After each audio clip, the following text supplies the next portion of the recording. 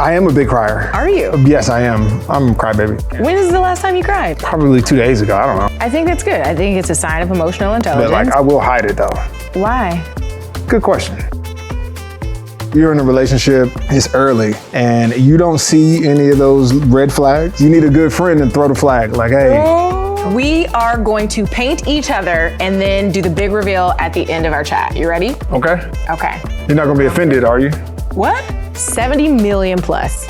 Whoa. Over the span of your career. Whoa, you in my pockets. Yes. Sheesh. Rub my neck, pat my head, yo. I'm ready to go. What do you hope to teach your daughters about the world, about themselves, about emotions? The only difference between me and a lot of the other horror stories that we hear is that I played long enough to make up for the mistakes. This one looks like a turd, so don't pick that. You're not that. I need Super Bowl mentality. I'm ready. For this canvas. I got it. Hey y'all, Zuri Hall here, and today on Not About Sports, we are in New Orleans, Louisiana. I am hanging out at the Stained Glass Wine House because we are talking to Malcolm Jenkins. He is a two-time Super Bowl champ who got his start right here in New Orleans, and he is known as a Renaissance man. He collects art, he's had fashion lines, he's got so many incredible ventures. So I thought, what better place to have our conversation than this place surrounded by beautiful art, wine, and whiskey, because he has his own line, by the way. Now, Malcolm would tell you himself, he can be known as maybe a little bit stoic to the average football fan, but he's got a goofy side, he's got a silly side, he's got a fun side, and you better believe we are getting into it. We gonna sip this whiskey. Let's go.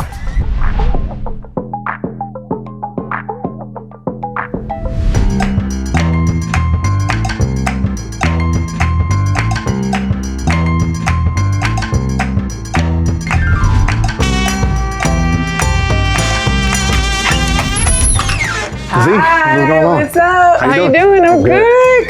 Come on in. Okay, so I know you are the Renaissance man, you're the art collector, you're very creative. Okay. So I thought, you know what I'm gonna do? We're gonna have this chat at the Stained Glass Wine House. We are surrounded by incredible art. See. We got some really good wine. We got some whiskey too, which I think is very on brand. Yeah, gotta have that. Okay, you ready? Yeah, what are we into? Okay, so this is how we're gonna play this game. We've got some cards over here, some my first words flashcards. And we are gonna pull the cards, and then you have to trace onto the other person's back the shape that they're supposed to paint, okay?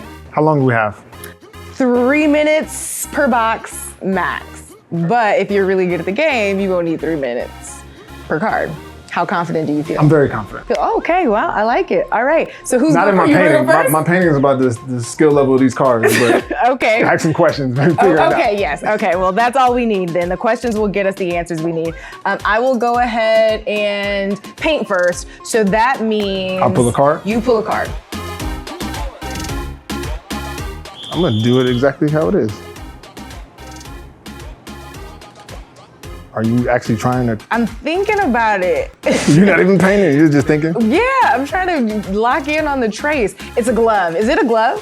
No. Oh, okay. Malcolm, will you give me a hint, please? It's an animal. Okay, thank you so much. I'm working with something. Okay, is this animal orange? No. Is this animal brown? Possibly. Can this animal be domesticated? Yes. Okay. Do you need any more clues on your back? Please, can you do that thing again? Right. Was it a glove? So I'm gonna change it up actually. Okay. Oh, I know what that is. I am allergic to cats. Am I allergic to this animal? No. Is this animal athletic? Yes. Well, then he's not happy. He's serious because he's about to do something. I feel like you're still painting the cat. Okay, wait. Is this animal, does it bark? Yes. Now it kind of looks like a teddy bear. Is this animal a dog? Yes. Did I win? Okay, here we go. Tracing first.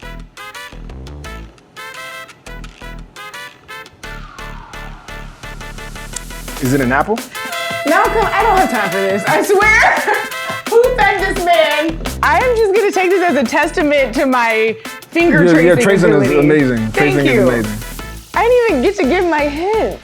It's all right, we got another card though. We do have another card.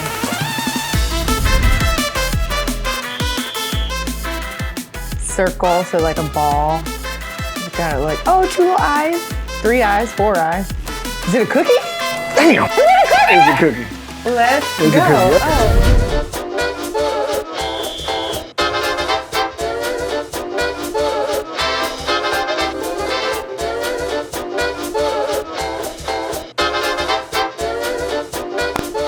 Oh. Is this an object? Ooh, you know, you're asking the right questions. Yes. It comes from an object. Yes, it's an object for as long as it exists. And that was more of a hint than. Are these bubbles? Why did you choose bubbles? I chose bubbles because I like them and they're fun. And I was in a The More You Know campaign for NBC and I got to play with bubbles, and the more you know tip was that kids need to get outside and play, and bubbles is a really fun way to do that. Was that your pity question so that I could get out my clue? No. I wanted you to get that done, and then just so we can get to the part in which we declare me as the winner. Okay, you win this game. Yeah, I appreciate it. This was fun.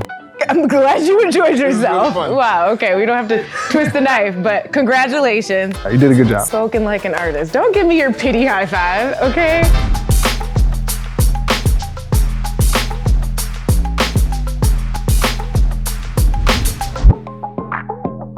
All right, so we are here now. It is time to continue with the painting. I love a theme, obviously. Can't let it go. We get it, Zuri. It's all good. I've got some charcuterie here for you. We've also got a very special drink. Yeah. What are we sipping, Malcolm? So this is a Kinsey limited edition, Malcolm Jenkins edition.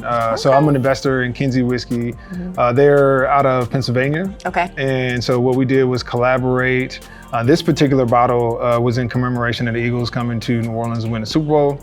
And so we picked a single barrel bourbon. I go through a bunch of different barrels and I'll pick one. It's 102 proof, I believe. So 102. Wait, it's okay. up there. It's high I was proof. gonna say it sounds like a lot of proof. Yeah. How high does a proof go? A proof can go like right out of the barrel. It's around like 130-ish, and they Okay. always proof it down. Most bourbons you're gonna buy are like 90, something like that. I like an overproof because if I make a cocktail old fashioned, you still get like the strength of the bourbon, of the spirit. Why was whiskey specifically the thing that you were interested in investing in? What sort of personal relationship do you have to the brand? Yeah. Now I'm a process-driven individual, so I have a lot of passions, and when I start to ask myself like, okay, what goes into whiskey? I know I like to drink, but what happens? And I was able to go to the distillery and see how they come up with the mash build and what ingredients go into it, how they take it through the distiller, put it in the barrels, where the barrels are in the storage, change the flavor. And so when you start to realize like what goes into this final product, it allows you to enjoy it a little bit more. And then once you know the process, now you start to explore. And that's really how I got hooked. All right. Okay. Well, we've got our easels here. So as we dive into our little chat, I want us to activate our creative flow, like tap in. So we are going to paint each other and then do the big reveal at the end of our chat. You ready? Okay. Okay. You're not Feel gonna be offended, confident? are you? What? I will be 'cause I'm not highly really that offended. good. Don't. Do I have to show it to you? You better. Yeah, you do. So are you gonna hang it up? That's all that matters. I'm Probably gonna be offended. not, because I've lost all No, I'm gonna be confidence in offended. you. I'm an artist and I'm in the sensitive 3 about my seconds stuff. of conversation around this. Listen, I need you to just lock in. I need you to. I got it. I need Super Bowl mentality. I'm ready. For this canvas. I got it. And apparently some whiskey. He's gonna need some whiskey. All right, here we go. I actually don't feel at all confident that I'll be able to pull this off because I'm not a particularly good painter, but we're in this together. All right, so first up, a little this or that while we start painting. This or that, Rocky or Creed? You know what? I like Creed better. But Rocky 1, I recently went back and watched, and it was more of a compelling story than I really understood. especially from the point of view from Apollo Creed, which is why I like the Apollo thread. The fact that he picked Rocky specifically because he knew America would want to see an Italian beat a black man on the 4th of July is hilarious to me. And the part that nobody talks about. But you did, and I love that. I love it, man. It's funny. Okay, wait, so what's your answer, Rocky or Creed? Creed. All that to say, Creed. Creed. Okay, remember the Titans or Coach Carter? Remember the Titans. Remember the Titans. Yeah, remember the Titans. Come on, Iconic. man. You're killing me, Petey. Friday Night Lights or Rudy or We Are Marshall? Friday Night Lights. Friday Night Booba Lights. Miles. Iconic. Yeah, gotta have the Nikes. The Sandlot or Little Giants? Yo, that's a hard one. I know. Time out. The Sandlot had me wearing PF Flyers into my adult years. Don't admit that ever again. Little Giants, though. I wash you, I clean you.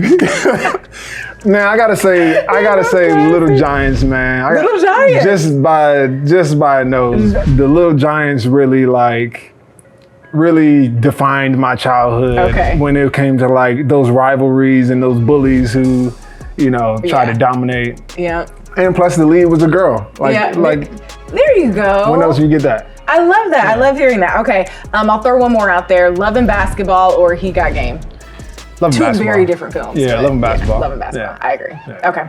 All right, you ready? Yep. Let's get into it. I'm gonna start with do you want some of the Browns? No, you can leave it over there. I'm gonna start with a pencil, so Oh, he really does this. No, I don't. I just need guides. Well, I want to. No, you're not about to leave me in the dust. I'm doing the pencil first too. Okay, let's get into this. Obviously, we're here in New Orleans, right? But you're an East Coast guy. Piscataway, New Jersey. Talk to me a little bit about the transition from the East Coast to New Orleans living. Like, what about the culture here speaks to you? What stood out? What do you love? What have you missed? This is a very unique city. A lot of history. And it's so much more to learn. Like I've been here since 2009. Okay. And I'm learning something every year. It seems like about just the history of what goes on. There's so many different communities. Like we're here on the West Bank. It's totally different than being in the French Quarter. It's totally different than being in Treme. Right. But it's cool. The one thing I love though here is you will have a bunch of celebrities, people who are here and they just treat you like anybody else. Everyone's laid back. And I love that. That it's just a fun, free place. They celebrate a festival every month. There's just always a different when festival. It's not the Saints football season, it's festival time. Okay. So it's one of those places, there's always something going on. It's always visitors. Everybody's super hospitable. Yeah. And that's, as an East Coast guy, that is very different very energies. different. Very different energy. So it's a nice exhale when you get here. Okay, no, that's good to hear. Have you picked up the accent at all? Do you have a good New Orleans accent? Give me your best New Orleans accent. Say, you do NOLA, baby? That's all you gotta say, baby. NOLA, baby. Yeah, come on, NOLA, baby. Okay, you got a little something. You gotta give me more than that, though. That's all. I don't listen. You participate. You don't got to take it on. He said we participate, we don't appropriate. Yeah, I don't appropriate. I'm like, that's cute. I'm not gonna go around and start saying baby. That's not wait, is that a thing, by the way? What do you mean? You're not gonna go around and start saying baby? Like a lot of people when they come visit, like I have friends come visit and they're like, oh, get around. Like, I love how the people talk here, man. And then next thing you know, I talk to them like a month later and they answer the phone, hey baby. Like, nah, man, stop. You're stop, like, please, stop. You came here one time. We don't need to do this. We can skip this part. Oh, that's awesome. Okay, all right. Well, clearly New Orleans has such incredible culture. It's one of my favorite cities in the country. The arts and the music scene is so strong here too. I'm curious to know, like, was it your time here? This is where you got your start in professional football, obviously, NFL. You were drafted to the Saints. 14th pick. Yes. 14th pick, drafted to the Saints, and just thrown into this world, and not just the city, but a working environment. How old are you? I was 20. 20 years old. Yeah. I turned 21 during the season. That's insane. Yeah. That's actually insane. When you look back at that journey, that moment, like what stands out the most to you? How overwhelming, if it was overwhelming, was it, coming from OH, by the way. Yeah, Let's go get Bucks. it. Coming from The Ohio State University straight into being a working professional at 20 years old at the highest level. Yeah, Ohio State really prepared me for at least the first half of the season. College football, you play 12 games. Well, now they got playoffs and all kinds of things, but back then we played 12 games total. My rookie year, I played 24 games, including preseason, playoffs, all the way to the Super Bowl. So by the time we hit December, like I was a walking zombie. Yeah. And I remember one of the veterans, Pearson Prelude, he was probably a year like 13 at the time. And I came in with just like bad attitude, was having a bad day. And he was just like, don't nobody care that you're having a bad day. I gotta feed my kids, man. And it was like coming out of college, you're, not only is it just the professions, but your peers, you're in the locker room with guys who've been in the league for a long time, got families, friends.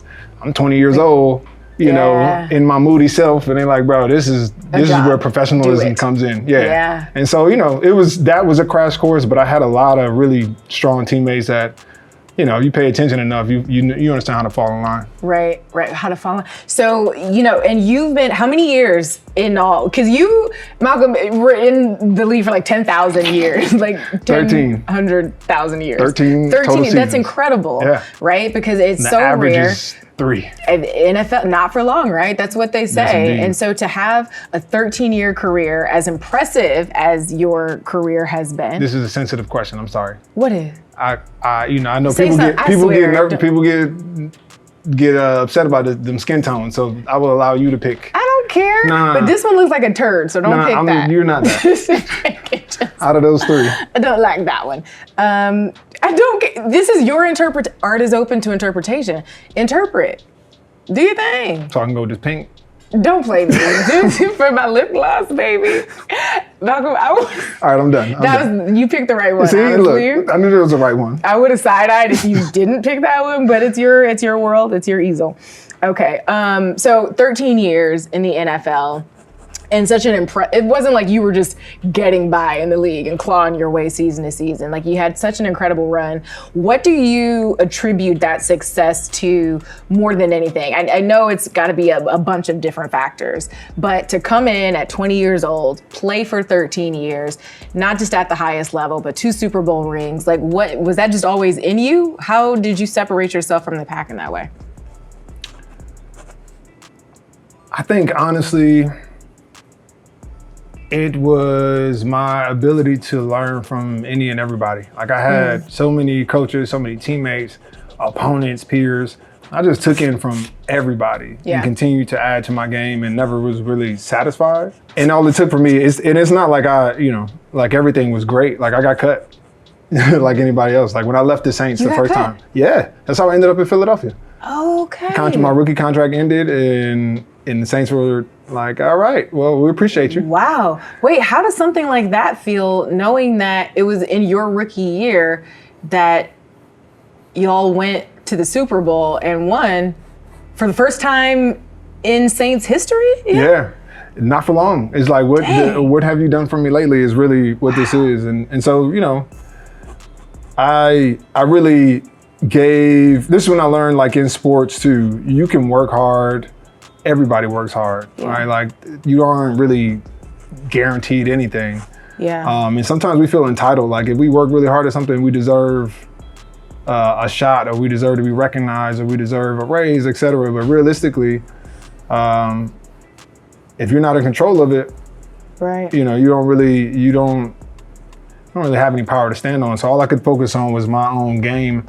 And so leaving New Orleans really humbled me in that way, into which when I got to Philadelphia, I determined like, hey, all right, if the only thing I control is me, and so I'm gonna make sure I do this completely my way. If I'm out in the next 3 years, cool.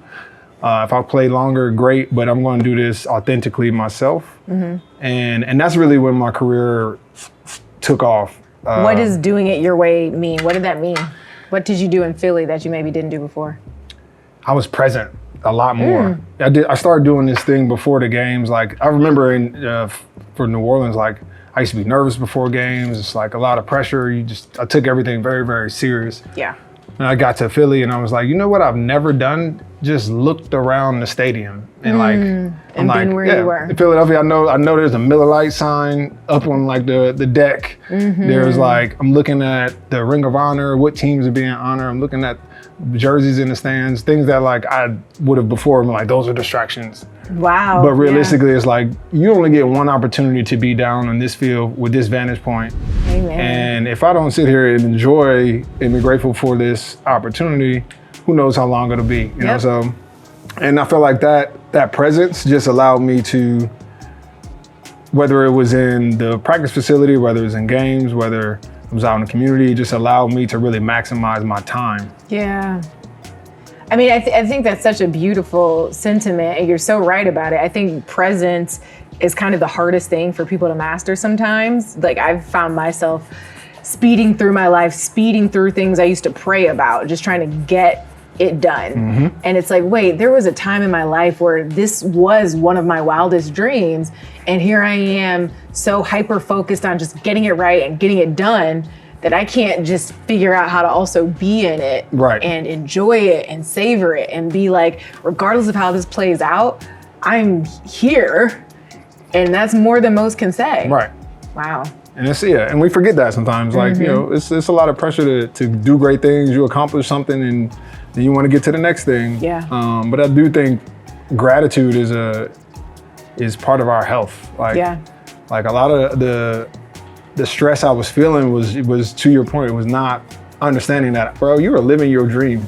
You mad because you missed a tackle. It's like, bro, you can correct that. You live in your dream every single day. Right. You know, be grateful in that. Yeah. I mean, and it's hard though, right? Because like you want to honor where you are, but then also acknowledge that it's probably some of that perfectionism and that commitment to excellence that got you there, right? So it's easier said than done to like flip the switch and be like, oh, now I'm not obsessed with excellence. I'm here. You're like, no, you can still be obsessed with excellence. But it's in the moment, present. Right? Like most of the anxiety came from something I did before or what's to come, right? And it's like, well, no, this play. Like, all right, that last play was terrible, but okay, this play, I got an opportunity to be great. I love that. The next play, I got an opportunity to be great. The next game, the next season. And so just staying in that moment, but always focus on where you want to go. And so this is one thing I loved about the Eagles facility, their practice facility. You can see the stadium right over kind of the gate. And so I was always juxtaposed between the present time and like what I was preparing for. So I could see like, I know where I'm going, I know what I'm getting ready for, but my focus is here. Wow. And it's just like, that was a good exercise that I've been able to take outside of the game to where you, like I said, you're a high performer in everything. Exactly. But it's just about staying in the moment, and that relieves a lot of that anxiety that, you know, we tend to put on ourselves. Yeah, absolutely, absolutely. I kind of want to back it up a little bit because obviously New Orleans is where you got your start in the National Football League, but before that, there was the Ohio State University. Let's go. Why Ohio? You're from East Coast, New Jersey. What led you to campus? How'd you get to Columbus? My aunt actually moved from Jersey to Westerville, Ohio. She got a job out there. And then one summer, my mom decided we were gonna go visit. And while we were there, they put me and my younger brother in football camp, Ohio State's football camp. And long story short, I was not a recruit. You know, we paid full price to go to the camp. But I just basically went and competed against whoever the best people were. I'm like, you just show me my opponent. Yeah. Were you just always had that dog in you? You were just ready to just. I figured like I always needed to know where I was, like in the pecking order. So if it's like, okay, I'm from Jersey, I'm in Ohio, I need to know if That's so East Coast of you. I need to know where I'm at. You know? Who shows up in Ohio like? Who's the best? Bring them out. It's Ohio, literally. Bro. Chill. But long story short, come in peace. Yeah, now y'all had good football. Ohioan. Nah, they had good. Ohio has legendary football. No doubt. And so when I got there, they're like, "Oh, this kid from Jersey." I'm like, "Oh, y'all gonna learn. Y'all gonna learn. Y'all gonna learn today." But long story short, I left there with a scholarship. Wow. And that's how I got to Ohio State. Really? Okay, that is incredible. When you think about your time on campus, what was the highlight? What was your fondest memory of the college years? You know, when I stayed, I had the opportunity to leave my junior year to go to the NFL, and I stayed, and I lied to everybody and said like, oh, I'm not ready professionally, but realistically, I was having so much fun at Ohio State. Having the time of your life. Like, I'm not ready to leave and then start being serious and adulting and all that other stuff. That's a very self-aware decision to make at 19, 20, to know I have all this ahead of me and I'm not ready. I want to enjoy this. Not ready. A little longer. I wanted to graduate. I wanted to do all that, but I thoroughly had a great I wanted time. to go to the house parties. Wanted to. No, I was done with. I was about to say I'm done with the house parties, but I was not. Not done. But I had a full college experience, which I feel like most of my peers in college athletics do not. They're so focused on just the sport. The coaches don't allow you to do nothing. I'm like, I pledged a fraternity. I was active on campus, in student groups, you know, and I was really the only football player, and I was doing a lot of that stuff. And I thoroughly enjoyed it. Like, I'm still very, very close with, obviously, a lot of people I went to college with. We went to college together. Full disclosure. Yeah, you forgot to tell everybody that part. By the time this hits the world, but by the time this hits the streets, you will have been inducted into the Philadelphia Eagles Hall of Fame. Congratulations. Thank you. Did you cry when you found out it was gonna happen? No, I did not cry. Are you gonna cry when you give a speech or something? No, probably not. You're not a big crier? I am a big crier. Are you? Yes, I am. I'm a crybaby. Can't When help was the last time you cried? it.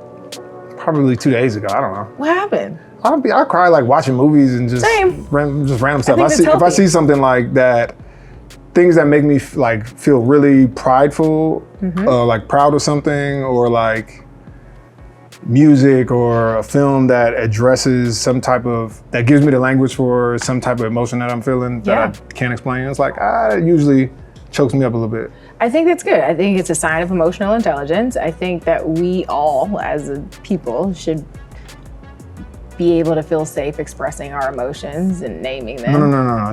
I'll name it, but like I will hide it though. Why? Cause what? Cause what? Cause nobody need to see all that. Why not? Good question. Thanks. Well, it depends what it is. I think it's, as somebody who is the support beam of a lot of things, it requires you to be strong in certain moments. But I do think that for me, it's important to also example like that we are human and like we have emotions. At least acknowledge that those emotions are there. Yeah. So yeah, I'm mostly like, most of the time I'm just like, I hide it from my kids. That's really what it is. We'll be watching like Avatar or something, my daughter's favorite movie, but I'm like, so good. Chokes me up every time. Like, As it should. like, you gotta stop watching this. Can we stop, please? Can we stop? I'm over here like, ugh. Wait, so that's interesting to me because you have two beautiful daughters, being a girl dad, we're talking about emotions, and yet I'm hearing you say there's a hesitation to show emotion around them. Is that intentional? Do you ever feel like maybe you want to? Do you ever choose to show emotion so they can see like, oh, this is what it looks like when a healthy masculine man emotes? I do. I purposely do, but then at times where I'm also like, there's no need for me to be crying at Avatar. Moana right now. Like, No, Moana's a tearjerker. Like, let's be for real, actually. it's like I've seen it too many times to be sitting there like you know what's happening. You know where this goes. Like, come on, bro. What do you hope to teach your daughters about the world, about themselves, about emotions? I mean, my oldest is an emotional, like, she's a ball of emotions. Yeah. Like, so, you know, what I have to like teach her is that like it's okay to be emotional, but also in the space when we, you know, want to make space for feelings, like your emotions can't be in charge. So it's like accountability is a really strong word I use with her.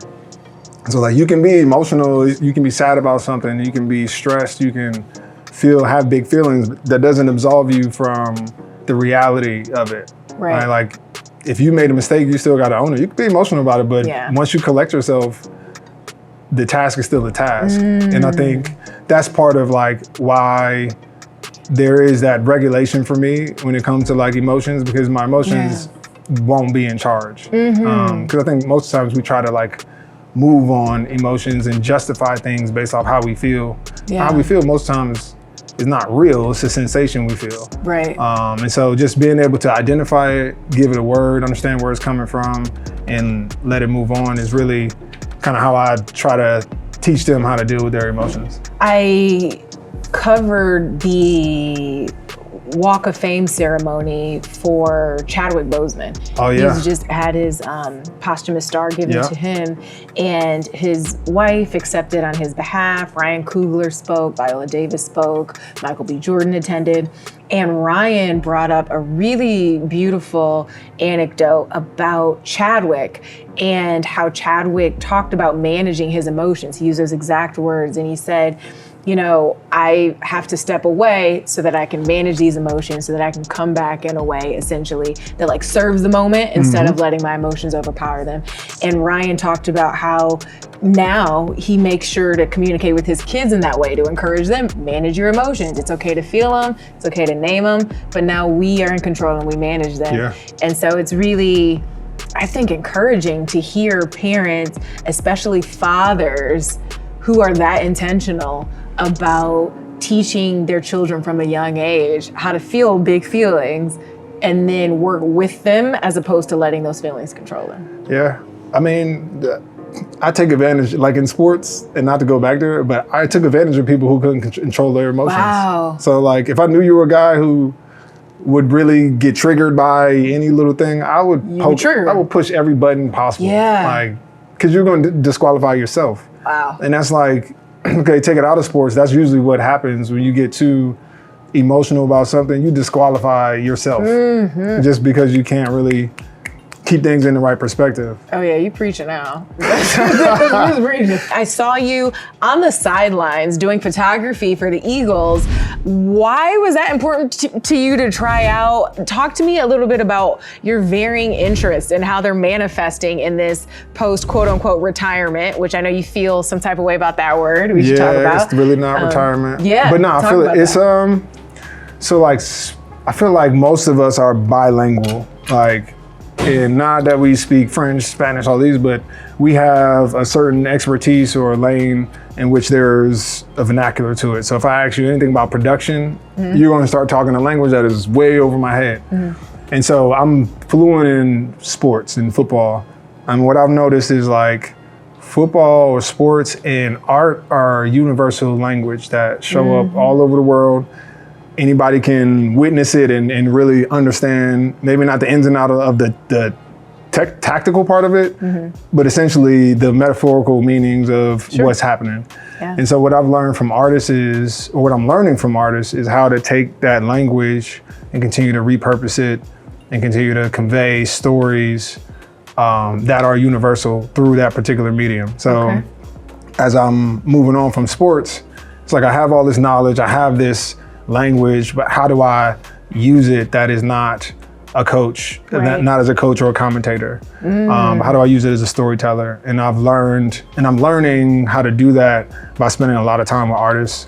My aunt's an artist, so I grew up with art on the walls. And so I just understand the importance of like living with art, storytelling, why seeing inspirational images have an effect on what you believe about yourself and what you carry. So to me, art has just been a space that's been feeding me. And photography has been something that I played around with a lot while I was playing, but never really had the time to dive into it.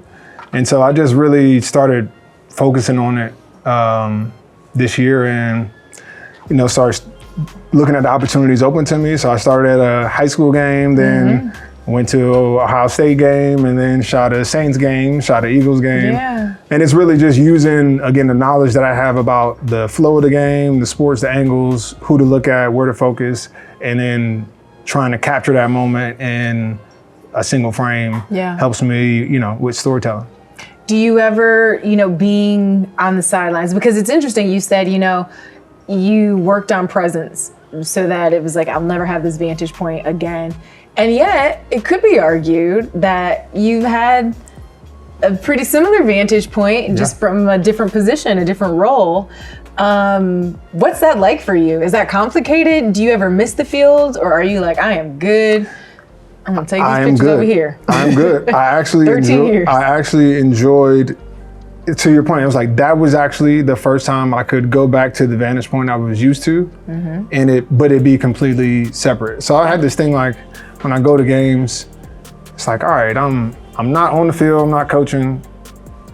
I'm a fan, but like, I'm not in the fan. They, got you waiting on the Jumbotron. It's like, so I kind of started feeling like a mascot. Like, why am I here? Right.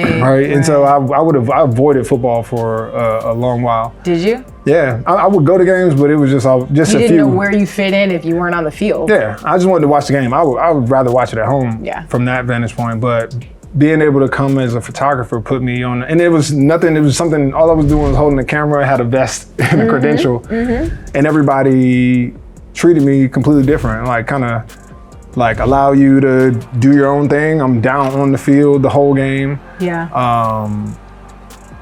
I got earbuds in and I'm just, circling the field, doing my own thing. I'm like, this is how I would love to watch the games from here on out. Because it's more used to, it's like being back into my groove, but in a totally different way. I didn't think I would enjoy it as much, but that vantage point was like, oh, this is familiar. Nice, okay. I love to hear that. Finding a new way to experience a familiar thing. I think that's such a gift. To think maybe, some might think, okay, this is it, this is done, this chapter's finished. And yet for you, there was a new way to interpret like the exact same world. I think that's fascinating, actually. That's what you spend enough time with artists, you start to realize like they take the same practice and they grow that discipline over and over and over again and expound on it and look at it from different ways. And you're like, oh, you see the connectivity, you see how the first pieces they made are attached to the last pieces, but they are all completely different in some type of way. And I think, something beautiful about that. So I'm searching for those connective points, in the experiences that I've had to see like, okay, what is worth carrying forward and what is behind me. What is worth carrying forward? I love that. I want to talk a little bit about relationships in all of their forms, right? Not just romantic, familial relationships, parent, child, all of it. But when you think about your journey as a man, your evolution, the lessons you've learned, what's been the biggest lesson that has served you in relationships, period? I'm learning that love is a verb. And so whether it be family, your romantic partner, your community, when we say like, oh, I love X, Y, and Z, we oftentimes talk about feelings and then our feelings don't match our actions. Right. And the actions are what count. And so for me, it's just rewiring myself to move or to express that in action. And that's been a transition for me. That's what I'm learning to do. But I've had to like literally throw the word out as a noun and just really say like, okay, if you say it now, how am I doing it? What can I point to say, yeah, this is what I look like? Yeah. What has helped you realize that? How old are you now? 37. 37, okay. 37 years old and realizing love is a verb, it's an action. I think that's something that I had to kind of realize that too. It's one thing to say a thing, it's another thing to like back it up. Even in feeling, right? Yeah. You can feel it, but if you want it to land, it's like feeling it is not enough. Right. Like a lot of times we can feel it, but still violate it. Yeah. Right. And that's it's selfish, not in a bad way, but that's like a self-centered thing, right? Yeah. Like, well, I love you. Okay, well, I love that you love me. I love that for you. Right. That you get to experience these feelings of loving me. That's you enjoying that. Exactly. I want to feel that, right? And so that is where the choice comes in, the action comes in. And sometimes it's learning to show love in a way that isn't native to us, but is native to the people we say we love. Yeah. Have you, like, what has that work been like for you? Love languages quiz. You've taken the love languages quiz. What are your love languages? Mine are words of affirmation and physical touch. That's like every guy's, I think. Yeah, like we love to know that we're doing a good job. Yeah. Pat my head, rub my neck, pat my head, yo. I'm ready to go. And that's it. You guys are simple Tell me I'm doing a good job, yo. That's what men say. I don't know if y'all mean that. I think you want more 100%. Than just that. I mean, obviously, we don't need to reduce it, but if you say, like, what are the most impactful things that, like, all right, if you could hit, you 3 out of 5. Okay. I'm like, yes, give me words of affirmation. Every day, send me out into this world thinking I'm the best person. Okay. Like, that I'm good at, that I'm doing a good job. I know, like, for me, the most anxiety-driven thing is, like, when I'm doing a bunch of stuff and I actually don't know if it matters. Is this moving the needle? Yeah. Is this being recognized? Do my kids realize that I'm doing this? Yeah. Wow. Does my partner realize that I'm doing these things? Like, am I doing a good job? Right. And it's like, especially when things get hard, it's like just being able to know, like, nah, you're good. Like a word to just send you out for your day, get you ready. Yeah. Man, that goes miles. Yeah. Miles. Like literally as an athlete, think about how much like fans cheering change the momentum of a game. Right. Will literally change somebody's whole psychic. That's a really good way to put psychology, right? Like all of a sudden you could be losing a game if the fans get into it, suddenly the entire team gets the juice they need. Get it together. Yeah. It's the same thing in the house. Wow. Like, and sometimes you might have to fake that and it might not be, it might not be obvious, but being able to hear it, even if it's the smallest things, go so far. Yeah. And I'm like, it is sometimes that simple. It's not the only thing. Like you can't be a terrible person and it's like, hey, but you're doing a good job. Yeah, you suck, but keep it up. But keep fighting the fight. But man, you'd be surprised how far that goes with men, especially men who are really like focused on doing things outside of themselves and are sacrificing. Like a provider mindset, essentially. Yeah, like knowing that you're doing a good job goes so far. Yeah, I think there's something to be said for a partner, just period, man, woman, whoever, who has something outside of you that they care about, that they're passionate about, that lights them on fire.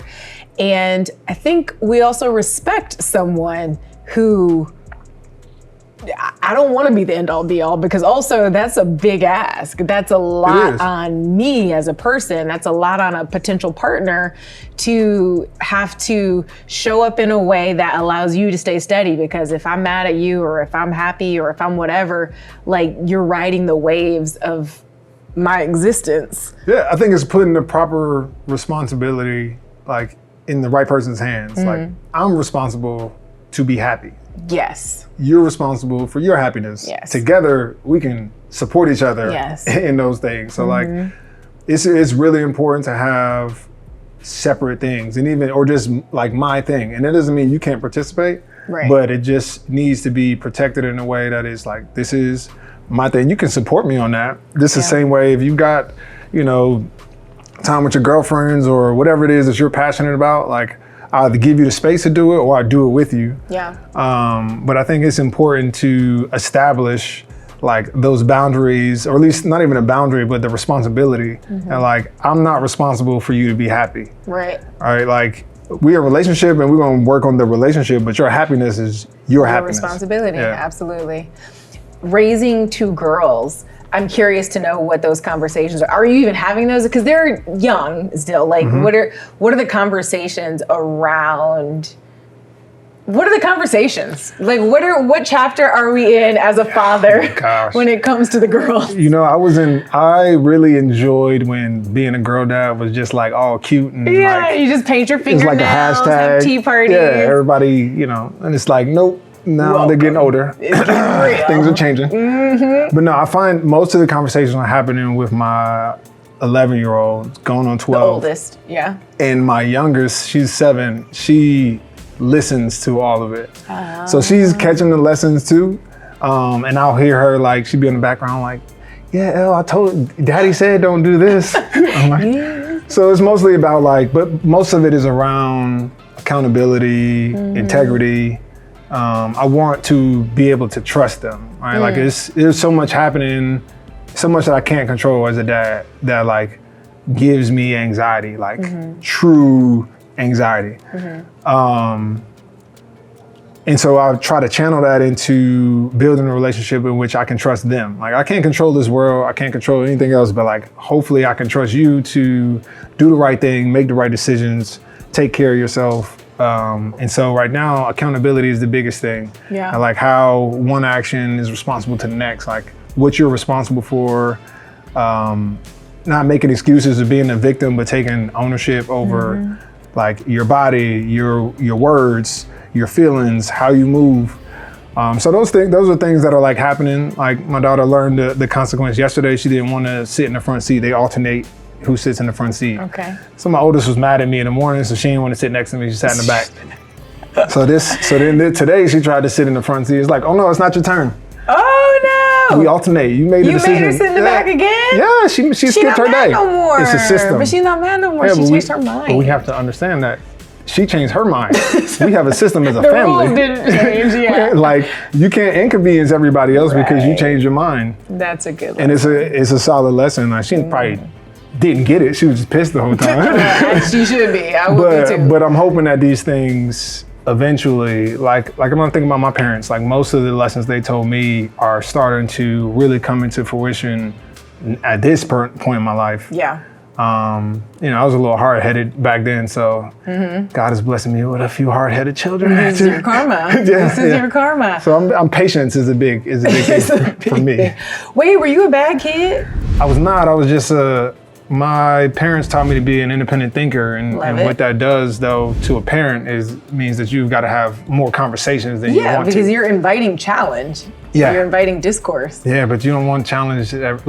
Sometimes you're just I just need you to listen and hear it. Just do it. But I was one of those people, I always had a response, I always had a thought, I always wanted to be understood. And so part of it is I understand where my daughter gets it from. She is literally me. And I'm it's the best parts of her, the parts I love about me, but the parts that annoy me about her are the parts about myself that I don't like. And so I'm I almost am trying not to pass these things on, but I'm also I have to allow you to be your own person and realize that you're getting this stuff from me. Right. Well, that part, because me and my dad, we like this, and I'm anytime you sick of me, anytime I'm wearing you out, look in the mirror, sir. I am you, and we are one. Yeah. Okay. So it's when I can't even get upset because I'm it's me. She got that for me. She got it, honestly. Now I got to change. Yeah. Well, that brings me to a question I did want to ask you. When you think about your journey, your healing, the work, what have you unlearned? What have you healed so that your children never have to? Hopefully. Or what are you working on healing? I'm trying to break the cycles of silence in my family. My family, we don't talk about a lot. Yes, I can relate to that. Yeah, but there's a lot going on. People are hurting and dealing with stuff, but we just oftentimes don't talk about it. Yeah. And so I'm trying to break that in my family, where I'm trying to create space where hey, I need you to be comfortable with telling me anything. And I'm and I realize that requires me to approach it in a way that creates that space. Makes you feel safe enough to be honest. Which is work for me too, because I'm not being in those environments, I realized I didn't have those muscles. So it's hey, we're working this together, But I think that's probably the biggest thing I'm focused on right now is breaking this kind of cycle of silence that doesn't allow you to pass on tradition, doesn't allow you to work through pain or any kind of trauma. It restricts you from collaborating, which is all things that our families need most, especially right now. Yeah. Wow, that is beautiful, Malcolm. That resonates a lot. The idea of silence and sweeping things under the rug. And sometimes it's just easier to just get on with it, stiff upper lip, chin up, just on to the next thing. But I appreciate you acknowledging that doesn't mean it's not hard for you also, because you're learning this in real time. You're learning how to do something that maybe wasn't modeled to you. I'm learning the things that I am asking in my relationships when I'm trying to be better. It's like, yeah, but I'm still also trying to figure it out too. And I be messing up, but I'm trying. And so it's like a two-way street when it comes to grace. And it's interesting that essentially your children, your daughters have to extend grace to you as you try to model to them what it is you're advocating for, but it's a learning curve for you too. Yeah, I mean, so when you say like, you know, what are you breaking? Or I'm like, I don't know if I'm breaking it. I'm trying. I at least identified it. Yeah. I'm actively trying to cultivate those things, but to your point, it's like the blind leading the blind a little bit. Yeah, the blind leading the blind, but it's all gonna work out fine. Yes, indeed. We are declaring that. Are we ready for a reveal? Yeah, I'm gonna just abstract this No, up real quick. don't abstract me. Take your time. No, okay? I'm good. I'm good. Activate Picasso. Do not play me. I feel confident. I feel confident. And you look so confident. I feel confident. Are we doing the reveal? You ready? Are you done? Yeah, I feel good. Let's do it. You might wanna. Okay, 1, 2, 3. 1, 2, 3. Wow, yours is so much better. Wait, who is this? I like her eyelashes. You could have defined my curls more. With what? These. Says the person who got a bald head. That is fair. You made it easy. That's not bad. I tried to give you a little highlight. My yellow. Oh, those are my earrings. I tried. It's not bad. You well played. I see your strategy there. You like, oh, I suck. I'm not good. So that way, anything you did would be impressive. That's not bad at all. I received that. Thank Okay, you. there you go. Here, I like go it. ahead. And this needs to be in the entryway. Receive it. No, it's in the entryway of your house now. Okay, well, here you go. That should be in the entryway of your house. That would actually look like you. Do you disagree? It does. Okay, feedback. Did you try to go? Oh, you try to even get the pointy ear in the there? little ear? That's crazy. That's crazy. No, it's good. That's crazy. I appreciate it. Is it wrong? No. Yeah, it's accurate. It's accurate. It's accurate. You did a good job. You did a great job. I'm actually just jealous now at this point. Okay, thank you. Thank you for this. Now that this is over. Oh, you put it on camera. That's crazy. How about we head to the couch to wrap things up? Like I said, I love my game, so we got one more we're gonna play, and then a little bit more of conversation, and then you can frame that, and I will. I know exactly where this is gonna go. Where? Because the way you said that, I'm offended already. No, it'll be nice.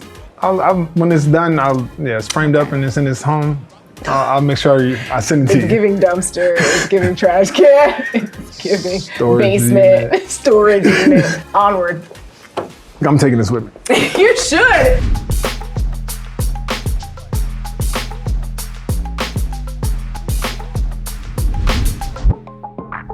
So first, 70 million plus. Whoa. Over the span of your career. Whoa, you in my pockets. Are you surprised? Yes. My producer's in your pockets, Jeez. honestly. They did the deep research. Having made that amount of money and having started to make it at such an early age, the good and the bad that comes, I mean, the good I would assume people can imagine, but also some challenges, some bad, some lessons maybe is the right word. Yeah, there are a ton. Where do you want to start? I mean, like, there's so much. At the first dollar of the 70 million plus. Okay, yeah, first check. Yeah.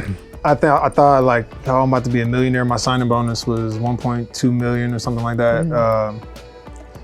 And that's when I really learned, because I never had a job before that. I did in high school, like a little part gig, but like, this is with taxes really, came to, you start to really realize like a high school job or like a little junior high? Yeah, but it was like at the park. Yeah, I was a little side money. A little it side wasn't thing. They was taking W2s. like $5 out of my Okay, fair. Okay. But I was like, oh, I'm about to be a millionaire, and I was not a millionaire. I was 100,000. That's something. I mean, but it was it was quickly the understanding that my salary is going across ESPN. Everybody thinks 70 million, you just signed $20 million contract that you have this. And I'm like, well, I thought I was a millionaire too. I am not. Like, because take whatever that was, half of it's gone between taxes and your agent. Right. And then you start to think about your lifestyle, your family, who you want to do.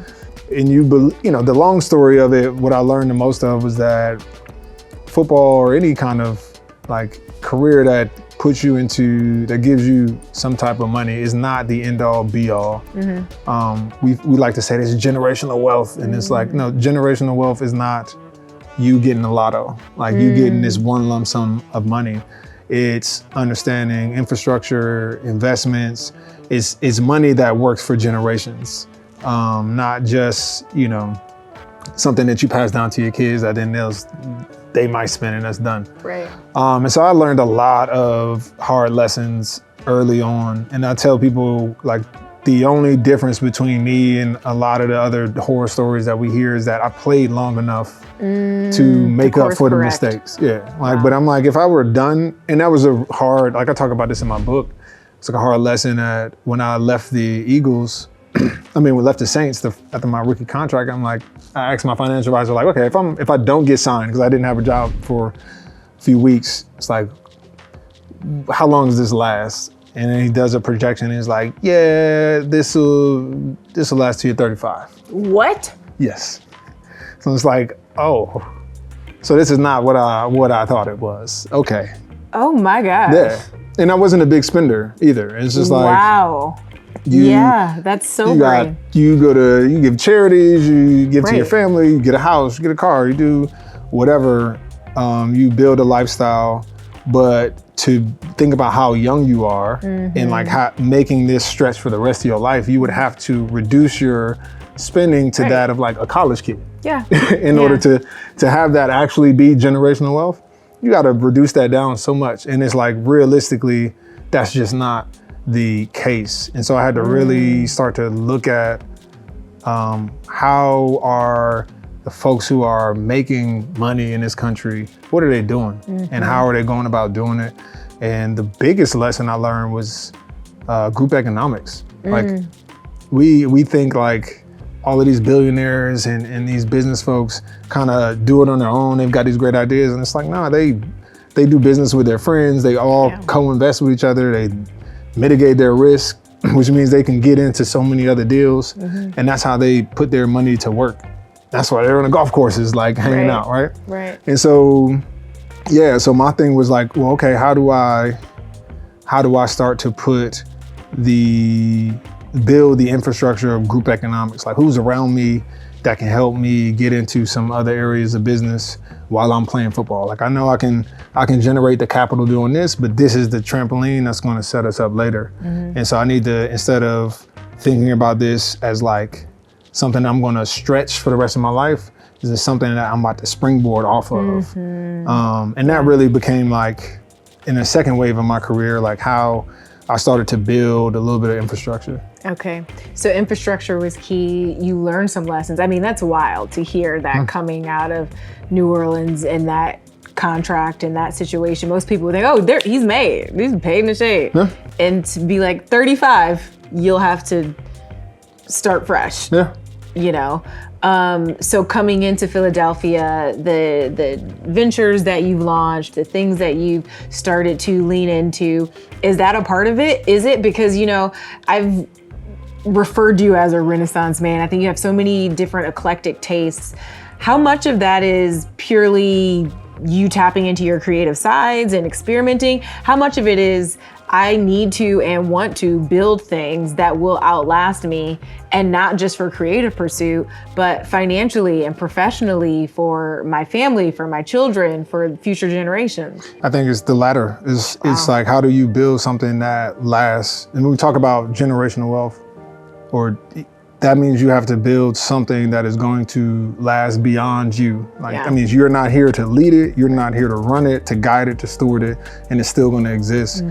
That requires you to do something outside of yourself.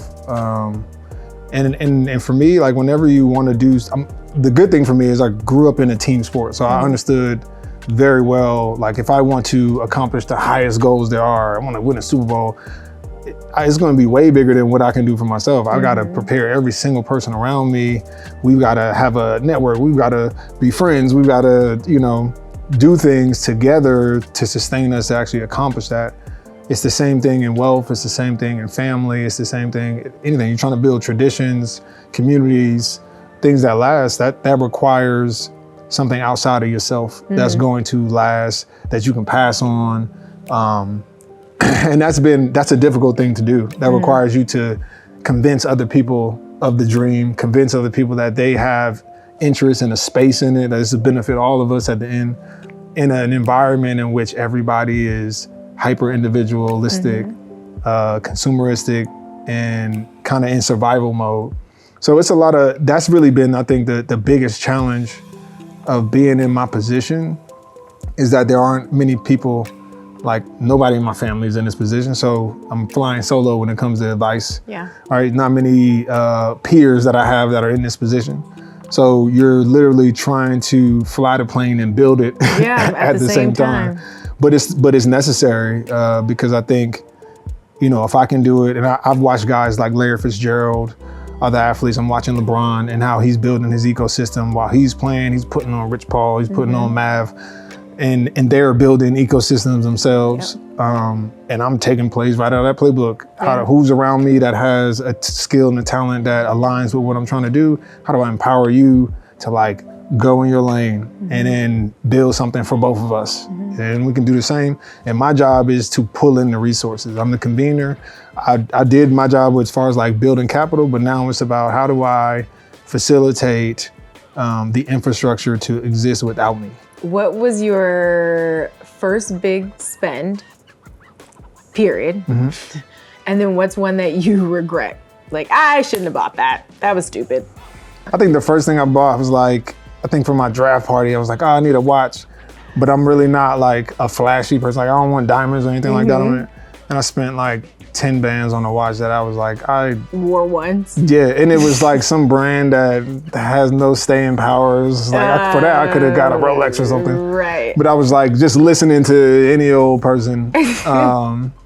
Yeah, I mean, I've made plenty of mistakes. I invested in a women's shoe boutique before, worst investment of my life. I've been scammed. Not scammed. Yo, everything. Scamming folks. Scamming. Listen, it gets real. How did they scam you? This would be the MySpace days? Did they slide into MySpace DMs? No, these were Twitter days. Twitter DMs. Hey, I got the problem great is opportunity. My friend, you have. See, you're in the position, you get it, and everybody says oh, you got to invest, man. You got to do smart stuff with your money. And then you're trying to do it, but it's so you're I'm gonna go to my Twitter you have no due diligence. No. What happens is those deals come to you. Those deals come to you. Your contractors or ESPN, you get a signing bonus. Everybody knows. Okay. Oh, you just got bread. Hey, I got an idea. I've got a women's business plan. Telling you, it's gonna crush. And you were yes, I think it will. You know what? It happens. Yo. I would like to say it happens to the best of us. I don't think most people have that type of money to just accidentally blow it in investment. Yeah, it was dumb. I was not the most savvy businessman starting out. I think, but you learn, you live and you learn. And I said the fortunate part for me was I played long enough to outlast some of the mistakes I made, but that's not common. What is one maybe misconception you think people have had about you in general? And what is it that you're hoping to express about yourself or have understood as you enter or continue to navigate really this next chapter of your life? I've been really intentional about anytime I feel somebody's putting a box around me, it's I gotta get out of it. I was anytime if it's oh, you're an athlete, I'm nah, I do a lot more than that. Or if I pick up an interest, I started playing with photography, they're oh, you're a photographer now? No. No. I like to be ambiguous in that regard, and I think that is, stop some of the misconceptions about me because I'm constantly kind of sharing things. I think some of it is that I'm always serious. Yeah. But I'm because I tackle a lot of difficult conversations, I'm the person who will call out the elephant in the room. It's I kind of feel most people think that I'm always serious. I remember when I first got to the Eagles, I was walking around with my hoodie on and stuff. And I was just focused in my own world. But when my teammates came up to me man, you got these people scared, man. What you do? Why they think you're unhappy here? They don't think you want to be here. I'm like, I'm great. And you're like, I love it. I love it here. It's actually, my life is great. I love it here. I'm just focused. I'm just focused. I'm in my own brooding. world. You're just in the intensity. I think a lot. Like I'm an introvert. I need to be in my own space, and then I come out and express things. But I do enjoy to have a good time. As he believe it or not, a smile. yeah, believe it or not, I enjoy good times. Wait, so what does a good time look like? You know, I like to learn in any. You're so. I'm sorry. Of course, you're such a nerd. No, I love it. Really Look, I get it. But when I said that, I wasn't even thinking about like books or academic. I was thinking like travel, like talk conversations just with people. Explore, experiment. That's why I love art. Yeah, I like to. I learn from everything. Yeah. Like any experience that I have, I'm going to stop, contemplate it, and learn from it. And so, so in doing that, I love to teach. And so, you know, I have to but I have to balance coming off preachy and like, you know, constantly being in that mode. But I'm like, I love to learn. Yeah. Like, if you teach me something, I'll sit all day. And just soak it up. Yeah. I think that's a beautiful thing, to be a lifelong student of life. To look everywhere for lessons. Yeah. There's a humility. I don't bite. Y'all can come say hi. Say hi to him. He's not mean. I'm curious. I would love to meet you. I'm not mean. You know, yeah. Spoken like the scary mean guy who's like actually like crotchety and just holds up in his house and stares out of the window. I know I hate people for a living, but those days are done.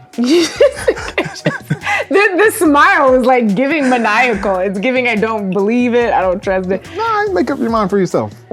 Sips whiskey. Malcolm, you're not selling us. That's kind of the point. Okay, no, here's the thing. So I hear that, and you like to have fun, and you are a student and you are a lifelong learner. I want you to tell me the non-Malcolm answer. What is something folks would be surprised to know about you when it comes to having fun, Malcolm at his goofiest, his silliest? What makes you laugh? When's the last time you felt absolutely ridiculous in the best way? There's a video on Instagram I did where I frolicked for the first time. Did you frolic? Ain't nobody tell me. Niggas was frolicking.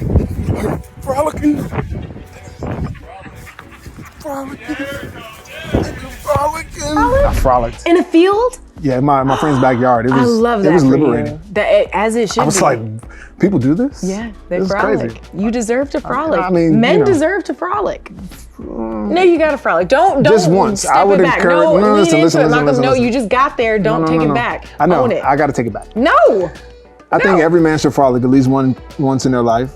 But I have eyes. I know reality. You know, it's not safe to frolic everywhere. Why? You're such a buzzkill. No, Malcolm. I got jealous one time. I was driving down the street and I saw this couple in my neighborhood frolicking down the street. And it made you mad? Oh, it got me. I was so upset. The audacity. Ask why. I was jealous, honestly, but I was jealous. They were just frolicking. They just felt I was like, free wow, and happy.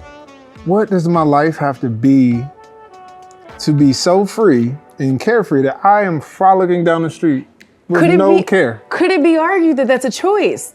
Just go frolic down the street, release your cares. Yes, but on that street, there are other people. Right. And those other people, depending on where you are, frolicking as a black man, you know, might not be the safest thing to do. Fair. That's all.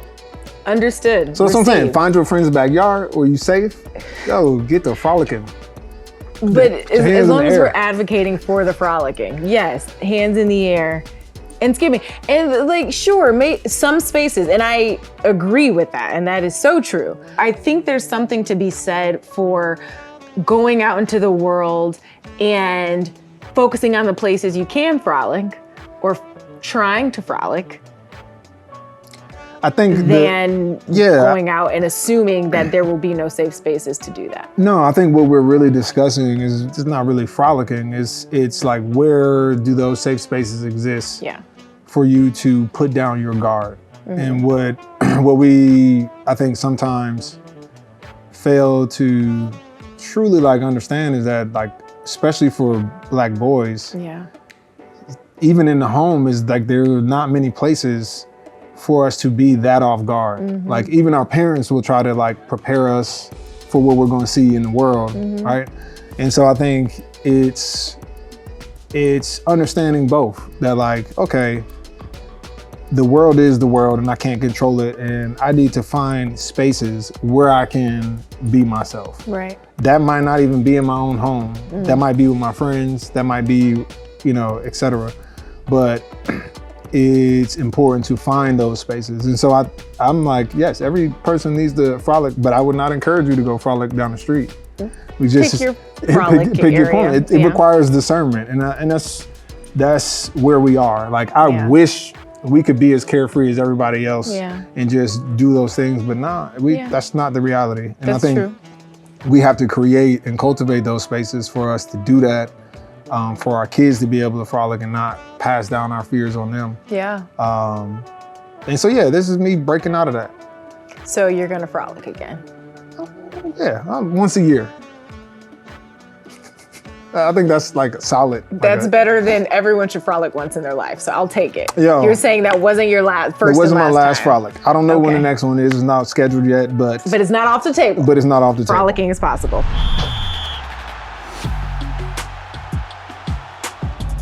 Okay, so to wrap things up, this is fun and silly. These are football terms, okay? This is Okay. for the girlies. Got it. We are going to compare football terms to dating terms, okay? So you're gonna pull something out, maybe it says blitz. I want you to break it down as if it's a dating term, okay? Okay. So football, but make it dating. Okay, Ready? You wanna go first or you want me to go first? We're gonna take turns, so I'm gonna I'll go first. figure it out too. Are you gonna explain it? Yeah, Okay, if cool. I pull it. All right, Super Bowl. So what's the Super Bowl in dating? You Oh, gotta you're say asking it. me. Oh, Yes. the Super Bowl in dating is like if you know he's about to propose to you, like it's like the engagement moment. Like that's the Super Bowl. Yeah. Like you need to be prepared for that. That's when all the work you're putting in for the whole off season, all the get stuff the you're ring. doing is to get the ring. It's got it's for the ring. main thing. That's perfect. See, now it's only downhill from here. We started with Super Bowl. I don't know how we build up to that. Okay, I got blitz. I would say a blitz is like when you finally think you're like locking in on one person, like, oh, I really like this person. And then like the spidey senses of everyone who you were low-key talking to start tingling, and then everybody all at once just starts, hey big cat, how you doing? Da-da-da-da. We should go get drinks, let's get coffee. What are you doing Saturday? And it's just like full court press, to mix my metaphors. We're moving into basketball. No, don't go. Yeah, don't mix the metaphors. No, It's the blitz. You know how and the thing about a blitz is you have to protect against the blitz. Got to have a secure How do you pocket. protect against the blitz? As a quarterback, you're trying to focus on moving the ball down the field, and here you go. People coming. You got to have a solid pocket. Stay out the DMs. You gotta lock in. Lock Remember, in. eyes on the prize, all right? Eyes on the prize. Okay, your turn. Uh-oh. Let's see what we got. Coach's challenge. Ooh. So this is like, just say you're in a relationship, it's early, and you just head over heels, and you don't see any of those red flags that on the field. Like you don't see the penalties at all. You need a good friend to throw the flag. Like, hey, coach's challenge. Hey sis. Do you see this? Like, let me talk to you real quick. This should be a penalty, and you're not seeing it. So I'm gonna go ahead and Review the tape. Let's review the play. Let's run it review back. the play. Let me show you this in slow motion. You see where there was a violation right there? Pay attention. That's good. Yeah, coach's That's challenge. good. Okay, good. That was good. That was a good one. Okay. Oh, this kind of piggybacks on that. Flag on the play. So flag on the play is just a flag. It's a violation. A violation. It's a red flag. But you gotta it's a call yellow it. flag. You gotta call call it. it. You gotta call it when you see it. And that's the dangerous thing. I think sometimes in the dating game, folks don't call it. You see the flag, you just let it fly. I gotta throw it. You gotta throw it. You gotta throw it. Flag on the play. I like this game. It's fun, I right? told you this is a language. I love my game. Fumble. Fumble. Come on, that's like The fumbles, man. Yeah, you know, the fumble is when you look back after the play and you realize like, I didn't hold on to that tight enough. I just didn't secure the moment. And I dropped the ball. I dropped the ball. The fumble's kind of self-explanatory. The fumble is all about self. Yeah. Don't fumble. That's the biggest thing. There we go. All right, let's see. Hail Mary. Hail Mary. How would I describe that one? Okay. Ooh, Hail Mary. Situation you never want to be in.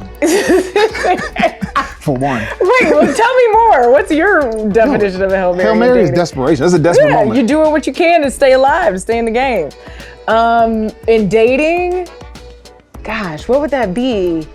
Hail Mary might be like, I don't know, you drop we did fumble, but like you think you've missed your opportunity, maybe you have fumbled, maybe you've messed up, and you're just gonna like shoot the most ridiculous of shots. Again, action is mixing my metaphors. Shoot.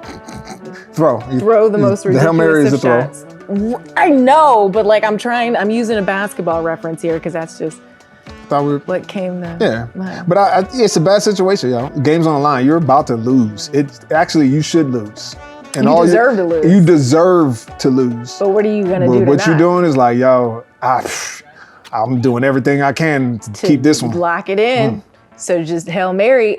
It's standing outside of the window with a boombox. That's what it is. That's the Hail Mary. It's a Hail Mary, because that could go really well or really badly. Hey, you already losing, so you gotta do what you gotta do. What is there left to lose?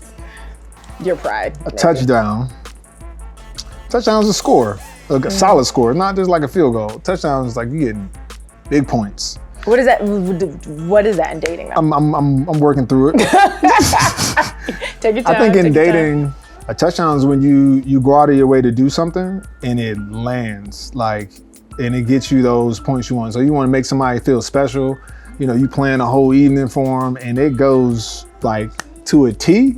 They feel it, they love it. It's like touchdown. You're getting brownie points. You're advancing in the game. Cool. You know, you're taking the lead. Taking the lead. There it is. Touchdown. That's good stuff. Touchdown. That was fun. One left in there. Oh, look at, he likes the game. I like the game. You like this game. I'm glad you like the game. I was very excited about the game. Red zone. Red zone. I mean, it's definitely make or break. You're so close to the finish line, but you could also not get the job done. This, to me, red zone is when you are very close to relationship, to locking in with someone, right? And it's a slightly precarious situation. Things could go very right or they could go very wrong. It's delicate. You're both like, do we do this? Do we go all in? Do we not? Any wrong move, any red flag at the last minute, any excuse to get out. Is game tough. Over. Crucial. Can't happen. You're a fumble there. in the red zone. It's tough. You back on hinge. Yeah, it's tough. All right? It's back to the riot streets you go. Bumble. Pick your poison. So fumble, absolutely can't touch, can't have that happen. But the red zone is when you're close to relationship and you either get the job done and you guys pass into commitment, or you fumble and turnover on downs. There you go. You go cry on the sidelines. I like that game. See, he smiles. Sometimes he's happy. Just meet me where I'm at. Well, I'm glad you feel met. This was a fun game. Malcolm, thank you so much for talking about not sports with me. And also, we talked a lot about sports. It's cool. But it's hard not to. You know, it's a different way. Yeah. I appreciate you. Okay, go team.